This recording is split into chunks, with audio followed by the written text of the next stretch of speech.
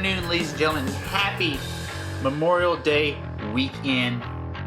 Thank you for joining me here on the Grumpy Snail podcast with your host, me, the Prince of the Punks, the uncancelable Jonathan Snyder. And before we get started, make sure you click like and subscribe to the channel. And if you like it, share it on your social media platforms.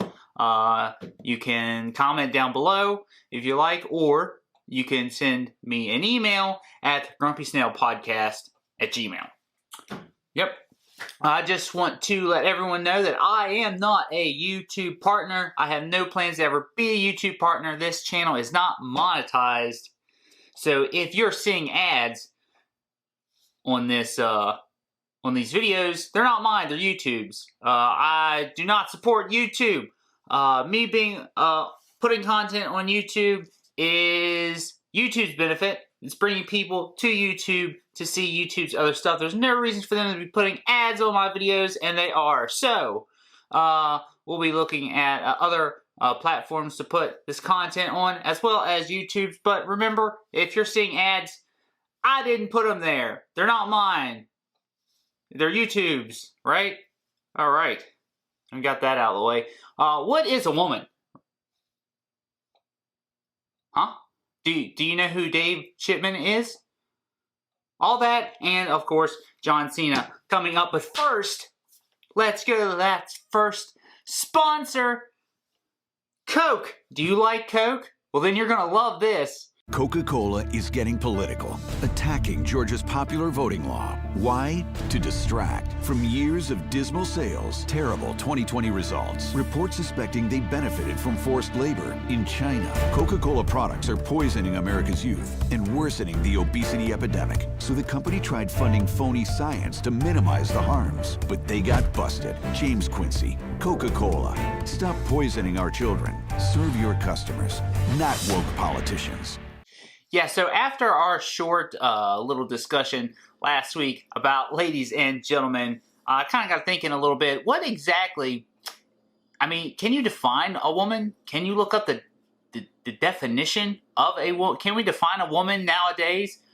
With the whole you are what you feel like? I mean, for that matter, can you find what a man is?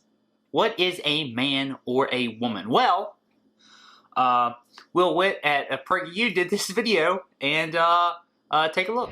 What's up, guys? This is Will Witt with PragerU. Today we're at Florida Gulf Coast University talking to people about women and if they can define what a woman is. How would you guys define a woman? There's no certain definition of a woman. Strong, independent, free.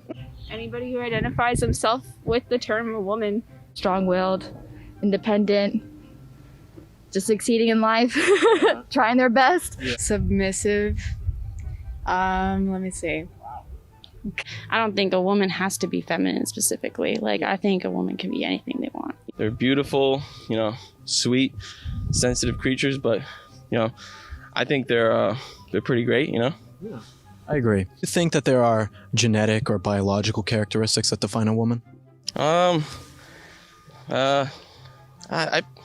That's a tough question. I think being a woman is a state of mind and an identity rather than there is a biological term for being a female, of course, but it's who you are and who you define yourself as a person rather than what's between your pants. I feel like gender is pretty fluid. You know what I'm saying? I don't think you need to define any stuff, anything like that. I don't really like to label things, just a woman, women have their parts, but I feel like, they could be whatever they want to be, Do you think that I could be a woman? If you wanted, you definitely could. Yeah. And then as a healthcare professional, I just have to know exactly what parts they have so I know how to treat it. But at the end of the day, if that's what they choose to label themselves at, that's how they are. Yeah. Could a woman get testicular cancer? Yes. There's a lot of people right now who take the term woman and just put a very broad stroke over it. And they do the same thing with the word man. And it kind of, dilutes what woman actually means. The great characteristics about women, the things that make them great, it makes it so that anything or anyone can be a woman, which kind of destroys in a sense. You know what I mean? Yeah. I feel like there's a difference between sex and gender. So sex is what's between your legs, and that's what makes you biologically woman and man, but gender is how you feel, actually. Is it ever kind of it doesn't really matter how you feel because woman has a set definition. I think that gender is defined by genitals. I don't think that that's something that you can or should be able to change, just because biology. And then even then, when you do change that, your biological and chemical makeup is still going to be or if you're changing to a woman, then you're still male. There's so many different things people can identify as, like they, thems, or non-binary. Like, it all depends on the person and how you feel. But if you want to walk around saying you're a woman with a penis, then good for you. I'm a woman with a penis, guys. If that's what you feel, then you're a woman, you know? Yeah. So would you date me? That's a tough question. No, I don't roll that way. What do you mean? I'm a woman. I just said I'm a woman. I mean, The penis. that's the tricky part. I don't like the penis part. Yeah. You know? You don't see a lot of women with penises. Would you date that person if they were a man with a vagina? No, because I'm attracted to male. I have like a type, so. People will say that's transphobic of you because you don't want to date someone who says they're a woman or says they're a man. I'm not discriminating anybody. It's just whatever I'm attracted to. I could be attracted to a specific look, or mostly if their interest is what attracts me most. So It's unfair to say that I like to label someone as being transphobic or homophobic or, all these phobias and that we have nowadays just because I personally don't want to. Everyone is in this mindset of, but I don't want to offend you. I don't want to offend what you say you are and things like that. And that's not how it should be. Yeah, so good luck figuring that one out. Yeah, but speaking of women, Jen Psaki was in the news again. Of course she's going to be in the news. She's the press secretary for the President of the United States. Duh. So, yeah, she was, answering questions like she does. It's her job to answer the press questions. And so she got a question about the current rise in violence that we're seeing, not just with the January 6th thing that we've got to push, but just across the country. There were billions of dollars worth of damage done over the summer, and in all these cities, these blue cities in Chicago and LA, of course, we had this San Jose workplace shooting that took place in California this past week. And so, of course, she had this question about rising violence. We'll look back over the weekend and over the last year. This past weekend, there were more than a dozen mass shootings across this country. 4,000 more people shot and killed by guns in 2020 compared to the year before. Is there a crime problem in this country? Well, I would say certainly there is a guns problem, and that's something the president would say. And there are communities where local violence and community violence is an issue, and that's one of the reasons that we have proposed and have now are implementing funding for community violence prevention programs across the country. I will say that we don't often highlight, and you just gave me the opportunity to, the fact that between mass shootings that get a lot of attention, that we lower the flags, there are hundreds, thousands of people who lose their lives. And that's one of the reasons the president will continue to advocate for the Senate passing universal background checks, but also advocate for actions in states where we have seen the greatest level of activism over the past several years. Of course, she had to mention guns. There's not a violence problem, it's a gun problem. Guns are the problem. Really? Are guns the problem? Or is there like a serious drug and mental health problem? Because, first of all, guns aren't going to fix anything. We'll get into that in a second. And two, there's this little thing called the Second Amendment. And I know a lot of people are like, what? What is this Second Amendment? Smart people know what it is. But let me read it for you real quick. The Second Amendment of the United States Constitution, I believe, is the shortest amendment that we have because it needs no explanation. In simple terms, well-regulated militia being necessary to the security of a free state. And the big point, the right of the people to keep and bear arms shall not be infringed. Which means no law can be passed by Congress to infringe the rights of the people to keep and bear arms. in my opinion, and I mean, any gun law that's been passed infringes on that right. And I cannot personally purchase a handgun in the state. Can't do it. I mean, not without a permit. And getting a permit is nigh impossible in this state. It can be done. Some people have done it. It's not as bad as it is in New Jersey, which, you know, it's one of those where, yeah, we have a law, and you won't be able to get one. So in my opinion, my constitutional freedoms have been infringed upon. So,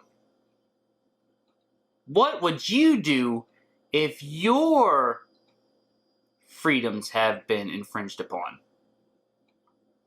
Think about that. Since we're in the gun conversation, the Senate grilled Joe Biden's nominee for the AFT. I mean not the ATF, the ATF position, and the head of the ATF, David Chipman.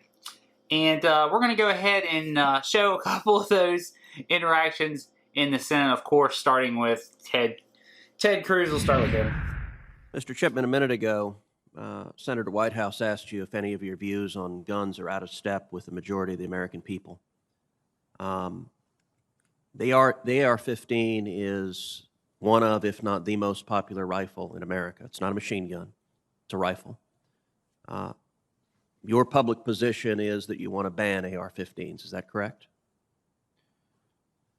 Senator, thank you for the question, and thank you for our visit yesterday and offering me a Dr. Pepper. And offering me a doc? What is wrong with these people? Why can't... First of all, this guy is like the most evilest looking guy ever, right? And second of all, why are you people so dumb? They did the same stupid crap when they were doing the thing with the social media when they had Jack Dorsey and all the other people there from Twitter and Facebook. Just answer the question. Why can't people go, yes, no, because of this? Why can't they do that? Why do they have to just be stupid? With respect to the AR-15, I support a ban as has been presented in a Senate bill and supported by the President. The AR-15 is a gun I was issued on ATF's SWAT team, and it's a particularly lethal weapon, and regulating it as other particularly lethal weapons I have advocated for. As ATF director, if I'm confirmed, I would simply enforce the laws on the books, and right now there is no such ban on those guns. So you want to ban the most popular rifle in America. A minute ago, and you noted there is a Senate bill. Senator Feinstein had a bill to ban some 2,000 specified rifles and other firearms in her bill. In 2013, the Democrats had a majority in the Senate. It was the Harry Reid Senate. And we voted on the Senate floor on Senator Feinstein's so-called assault weapon ban. Do you know how many senators voted for it? No, I do not. 40.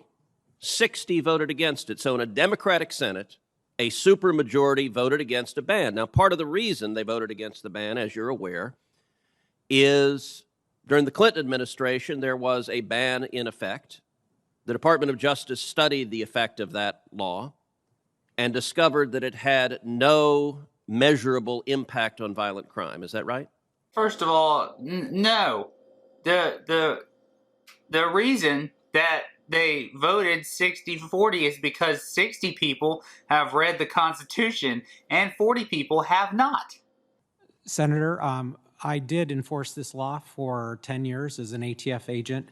I'm unfamiliar with the study that you are pointing out, and I apologize for that. Well, when you and I met in my office last night and discussed it, I asked if there were any data to suggest that the ban was effective, and what you said in the office is you were not aware of any data, that the data was, I think, mixed is the term you used. Yeah, yes, Senator. What I said to you yesterday, you've accurately stated it. I think it was mixed, which, I stand by that remark. And I think my recollection is that evidence was shown that the limitation on magazine size had an impact. I also believe that later studies showed that the use of assault weapons in mass shootings had declined during that period. That's how I would like to characterize my views on that. So you also said when you and I talked yesterday in the office that Senator Feinstein's bill, which a supermajority of senators voted against in a Democratic Senate, you said that bill didn't go far enough and you wanted an even broader ban to ban. You said it didn't go far enough. Is that right?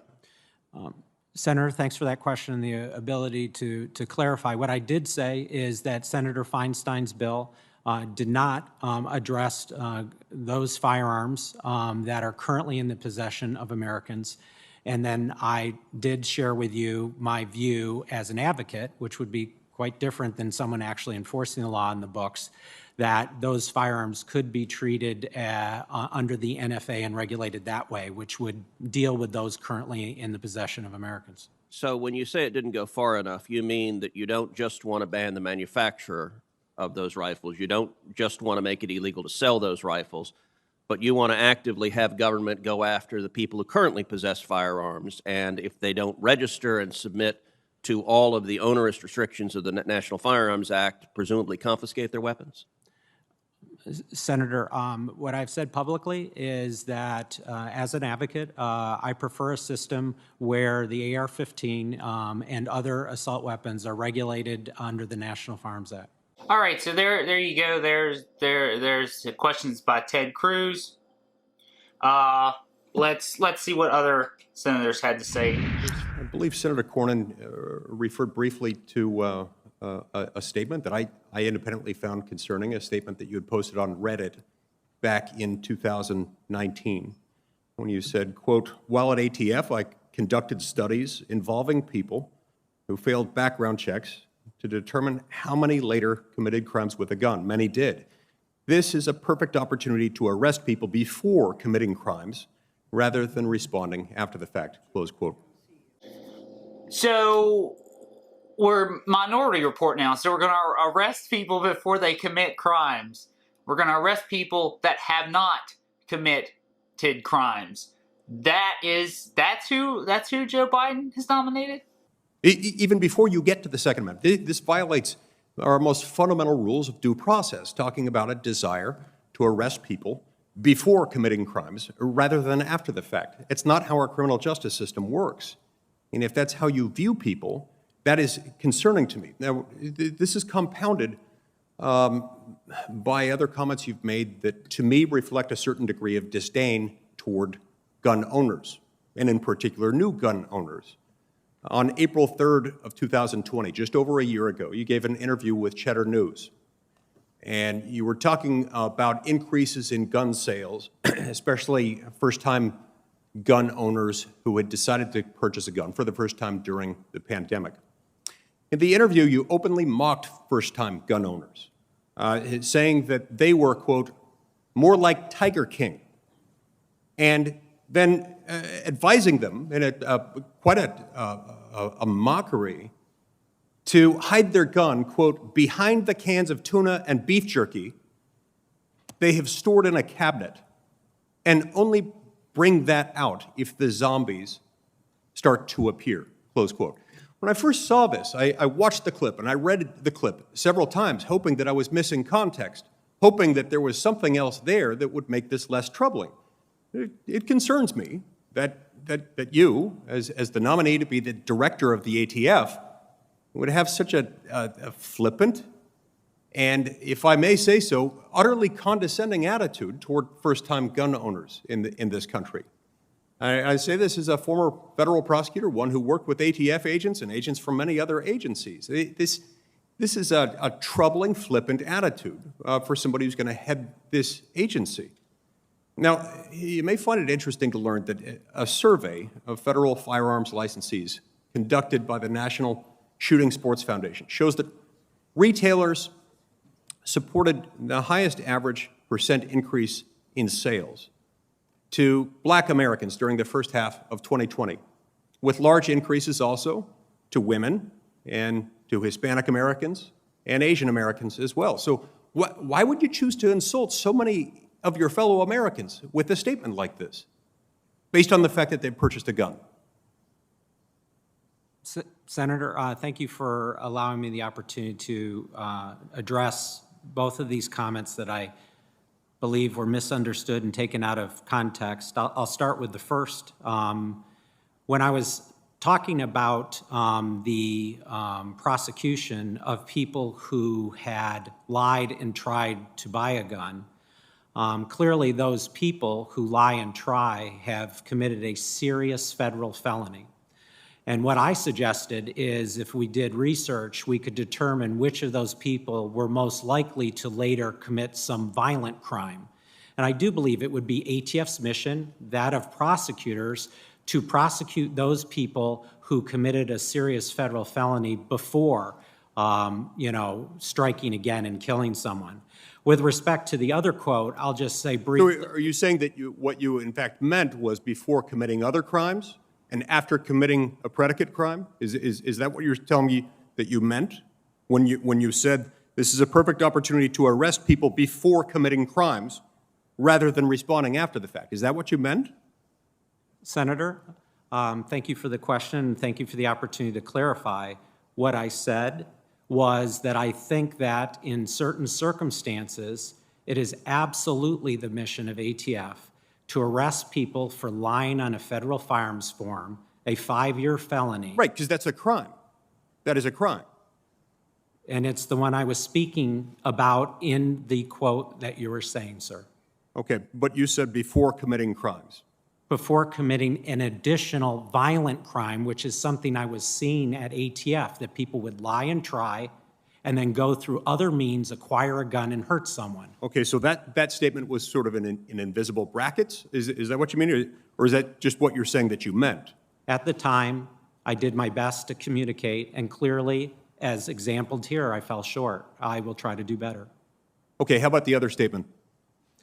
With regards to the comments that I made on Cheddar, that was a lengthy interview.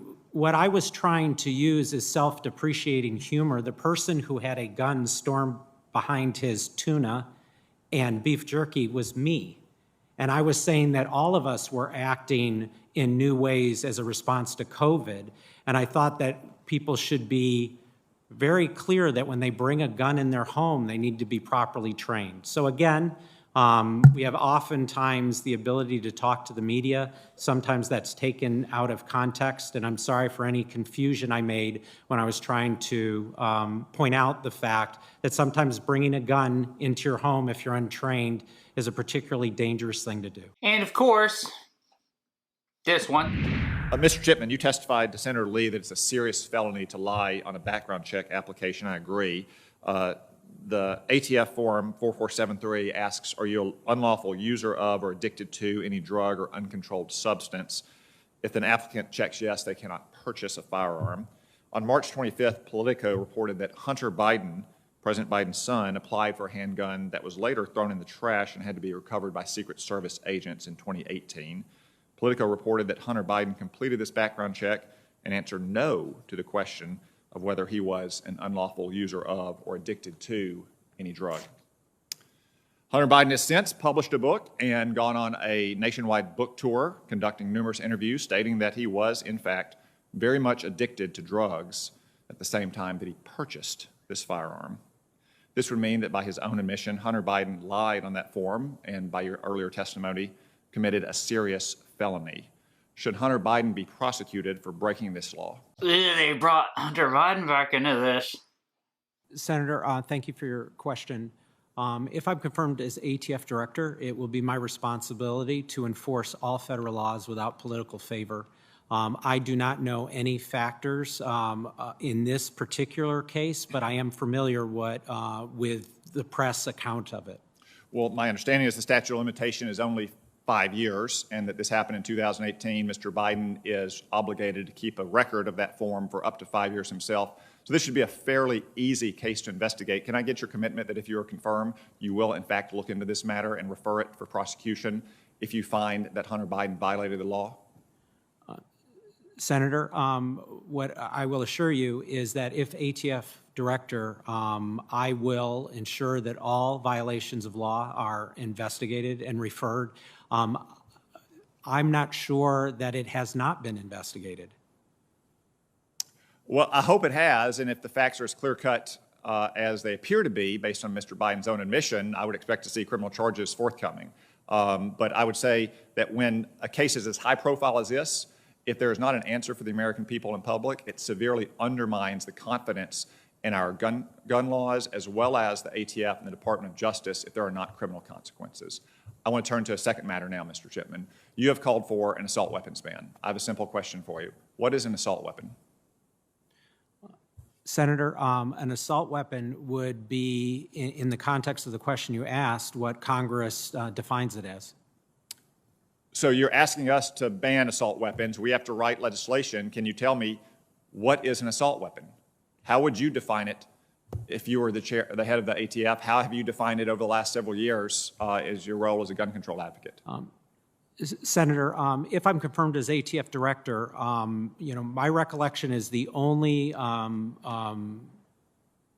process by which ATF is weighed in is that I know there's a demand letter 3 program, which requires multiple reports, multiple sale reports on the southwestern border. And ATF in that program has defined an assault rifle as any semi-automatic rifle capable of accepting a detachable magazine above the caliber of .22, which would include a .223, which is, largely the AR-15 round. So you believe that every weapon that takes a detachable magazine that can take a .22 round or 5.56 in military parlance should be defined as an assault weapon? Let me clarify. What I believe I just said is any semi-automatic rifle. Okay, any semi-automatic rifle. What? That's the definition. A detachable magazine that takes a 5.56 or .22 round should be defined as an assault weapon. Senator, you asked me if ATF had used this term, and I was sharing with you my knowledge of a program in which ATF has defined this term. And it is in the Demand Letter 3 program, and that rifle is a semi-automatic rifle capable of accepting a detachable magazine with a round greater than a .22 caliber. And in those cases, firearms dealers on the southwest border are required to make a multiple sale report to ATF. I'm amazed that that might be the definition of assault weapon. That would basically cover every single modern sporting rifle in America today. Let me put it this way. If I wanted to buy an assault weapon, and I walked into Walmart or Cabela's or some other firearm dealers, and I looked up on the wall where they were labeling their weapons, would there be a label on the wall for assault weapon? I don't believe, Senator, and thank you for this question, that the firearms industry has used the term assault rifle in their marketing since there was a ban on it. It was after that they changed their use of the term assault rifle to the modern sporting rifle. Well, so I've been in Walmarts and I've been in Cabela's, and I've seen that you can find sections for pistols or handguns or for shotguns or for rifles because those are actual kinds of firearms. I think our exchange here illustrates that there really is no such thing as an assault weapon. That is a term that was manufactured by liberal lawyers and pollsters in Washington to try to scare the American people into believing that the government should confiscate weapons that are wildly popular for millions of Americans to defend themselves and their families and their homes. So we're talking about calibers of firearms now, and so I got this little setup over here. I want to show you guys. So we're talking. So he mentioned the .22 round, which this is a 9mm round right here. So this is what this is the round that all police officers use. It's the most most common used handgun round pretty much in the world, the 9mm round, which I mean is obviously larger. The not only is the whole entire round, including the casing, larger than a 22, but I mean the round itself is larger than this rifle round, and this rifle round here as well, which is of course the 223 round that he mentioned in the video. So if we stretch the fact that they want to ban any weapon, let's say, that takes a removable magazine, then you can kiss every single one of these goodbye. This is the only round you'll be able to use is a 22, which we'll talk about in a moment. It's pretty much only good at plinking cans and killing squirrels. Here we have some hunting rounds. Now this is your 223 round, which is the round that goes into your AR-15s, and I mean it's a little minuscule round. And here in a minute we'll look at a larger comparison chart of rounds that I do not have, comparing them to this 223 round, which is pretty much the casing is a larger casing than your 9mm, but if you look at the round itself, it's pretty much the amount, kind of like the same amount of mass. I don't have measurements. I don't have the weights with me. I mean, you can look them up to compare them, but I mean they're relatively either the same or I mean they're slightly different. So I mean that's what we're talking about here. This round here is a 22-50 round. This is a varmint hunting round, or sporting rifle round. This is the round that I use when deer hunting. And it's not a common round to use during deer hunting. It's not a recommended round for deer hunting because it's too small. It's not really large enough to take down that large of a mammal. I mean, you can do it. I've done it multiple times. All you need to do is be more precise with your shot location. But yeah, so this isn't even recommended for, I mean, we're talking varmints like foxes, raccoons, skunks, coyotes, things like that is what this round is for. And if we compare this round to the 223 round, which again goes into your AR-15s that we want to ban here, it's the round itself is slightly larger, as you may be able to see. The casing though is smaller, but the round is slightly larger.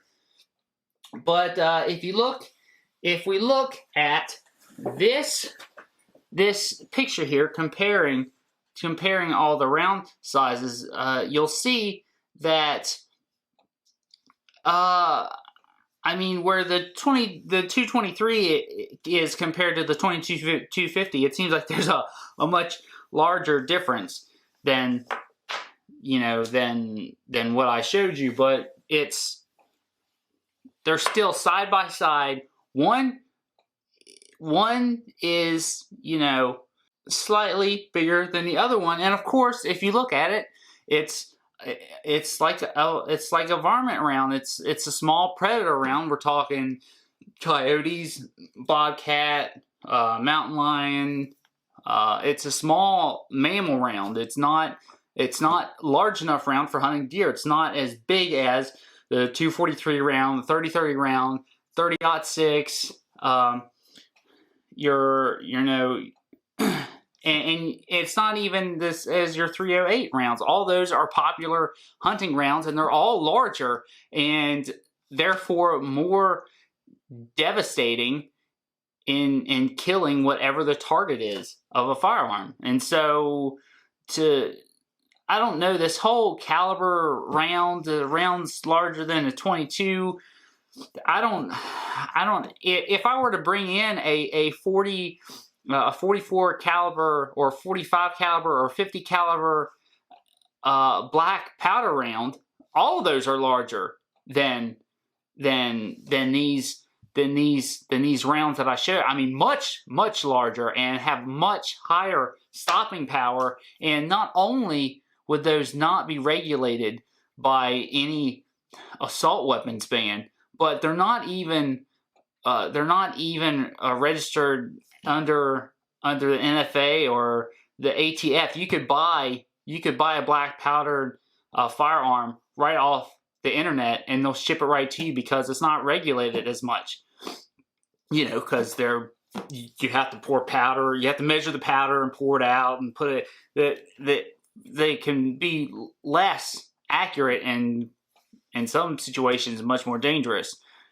But so you know, some of these arguments don't make any sense whatsoever. I mean, the regulating anything above the 22 would eliminate all of these hunting rounds if the firearm, you know, has a detachable magazine, which my grandmother has used a 243 rifle to hunt my entire life. And it's a semi-automatic, and it takes I think it's a five or 6 round magazine. I'm not sure, but that would be completely eliminated. And as this guy mentioned before, not only does he want to just stop the sale of these firearms, but he wants to force people to turn them in. So this whole thing about we're not coming to take your guns, I don't find it very honest, and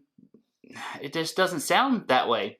So yeah, that's my opinion of this ATF director nominee. But before moving on, let's check out our next sponsor. It's Nike.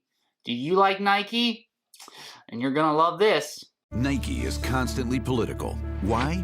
Cover. Congressional reports suspect Nike used forced labor in China. Religious minorities were ripped from their families, sterilized, sold to factories. Nike made shoes in those same areas. Congress tried to ban Nike's labor practices. Nike fought back with highly paid lobbyists. Rather than hiring Americans, Nike chose China.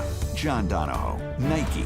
Stop exploiting foreign labor. Serve your customers, not woke politicians. John Cena trended in the news this week because he posted this video. 中国就是叫西呢，我必须说，现在在《速度与激情》中，我做很多采访，很多，所以在一个采访，我有一个错误，所有人问我，如果我可以用中文，速度与激情有人给我很多资讯 information， 所以很多采访，很多 information， 我有一个错误，我必须说现在就是很重要，我爱更尊重中国跟中国人，我很抱歉对我的错误，对不起，我很抱歉，你必须了解，我很爱，很尊重中国跟中国人，不好意思，再见。 Now, John Cena didn't say why he was apologizing to China in this video, which kind of seems like maybe his apology isn't so sincere, or maybe he was just trying to, you know, walk a thin line of apologizing but still being supportive to people who may not be so supportive of China, considering that, you know, they don't consider Taiwan to be a country, which is exactly why John Cena was apologizing, because earlier he had mentioned that Fast 9, the new movie that is coming out, would be shown in the first country of Taiwan. And China believes that Taiwan is not a country and therefore probably wouldn't want to view this Fast 9 video of John Cena's. And John Cena's really gotta, you know, gotta make that dollar bill, yo. Yes, the same guy who spent a decade walking out to thousands and thousands of crowds chanting that John Cena sucked. And emotional week in Los Angeles, but now he is back, focused here tonight. And is John Cena giving the white supremacy gang sign? Is that what that is? Is that the white supremacy, the okay thing that, you know, the whole entire internet flipped out about because Elon Musk did it on SNL? John Cena. It didn't hurt him that bad, though, because I saw wrestling fans are still waiting to see him return into the ring. So I guess it's okay. John Cena is a communist Chinese supporter, which, I mean, you know, he's not the only one. I mean, the U.S. in general is just supporting communist China. Just a couple weeks ago, we saw this back and forth with another John Kerry, who is the climate czar. And, you know, we got to protect the earth and not pollute. So we got to build windmills and we got to build those solar panels, no matter where they're built. So my question to you is, how can you assure us or ensure that this quest that we're on, that slave labor coming out of China, where genocide is taking place as we speak, are never a part of the climate solution in the United States? You're absolutely correct. Ranking Member McCall, it is a problem. Xinjiang province not only produces some of the solar panels that we believe are being, in some cases, produced in forced labor by Uyghurs, but also there are a significant amount of rare earth mineral that's used in the solar panels themselves. That's right. It doesn't matter if we're using Chinese, Uyghur, Muslim slave labor to build all of our solar panels. It's got to be done in the name of the earth. We've got to save her, or him, her, whatever the earth identifies as. Them need to be saved. Dodged it. I dodged it.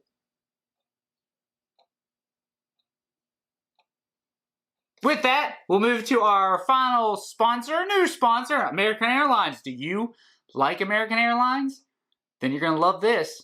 American Airlines, rated the worst, losing the most bags, shrinking legroom during COVID. American requires passengers to show ID to fly, but attacks Texas's popular voter ID law. Why is CEO Doug Parker trying to appease the radical left?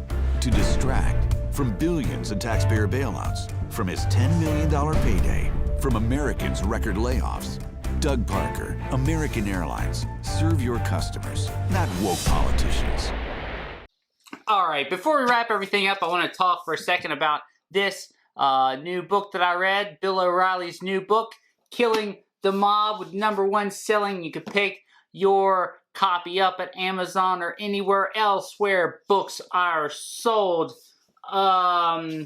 Just like all Bill O'Reilly's other Killing series books, he, speaks on the history of the subject matter, which of course is the mob in this one. I personally should have been entitled Killing J. Edgar Hoover, considering it was more, I just feel like it was more about J. Edgar Hoover as the FBI director than the mob, because we started out with, Bonnie and Clyde and, all those bank robber type people that were going around robbing banks, Babyface Nelson and all those other people robbing banks and it kind of segued into the mob and how they were involved in all, government dealings, including perhaps the murder of JFK or Bobby Kennedy. You have to read the book to find out. But I think what I don't know, it's kind of disappointing because I think the book stopped in like 86, 87, somewhere in the 80s, talking about Donnie Brasco. And I was really kind of hoping, that was 30 years ago.